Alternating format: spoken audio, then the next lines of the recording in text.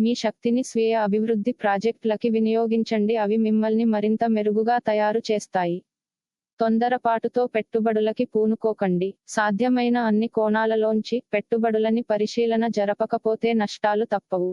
మొత్తం మీద ప్రయోజనకరమైన రోజు. కానీ మీరు నమ్మకం ఉంచిన వ్యక్తి మీ తలదించుకునేలాగా చేయడం జరుగుతుంది. మీ మనసు ఈ మధ్యన జరిగిన కొన్ని విషయాల వలన కలతపడి ఉంటుంది. ధ్యానం, యోగా ఆధ్యాత్మికంగానూ శారీరకంగానూ ప్రయోజనకరం కాగలవు. పనులు జరిగే వరకు వేచి ఉండడం మానండి, మీరే అవకాశాలను క్రొత్తవాటిని వెతికి అందుకోండి. ఒంటరిగా సమయము గడపటం మంచిది, కానీ మీ మనస్సులో ఉన్న విషయాలు ఆందోళనకు గురిచేస్తాయి, కాబట్టి మీరు అనుభవము ఉన్న వారిని సంప్రదించి వారితో మీ సమస్యలను చెప్పుకోండి. ఈ రోజు మీ జీవిత భాగస్వామి మీ ఆరోగ్యం విషయంలో బాగా పట్టింపుగా ఉండవచ్చు. తెలిపిన జాతక ఫలితాలు కొన్ని విషయాలలో పరస్పర విరుద్ధంగా ఉండవచ్చు.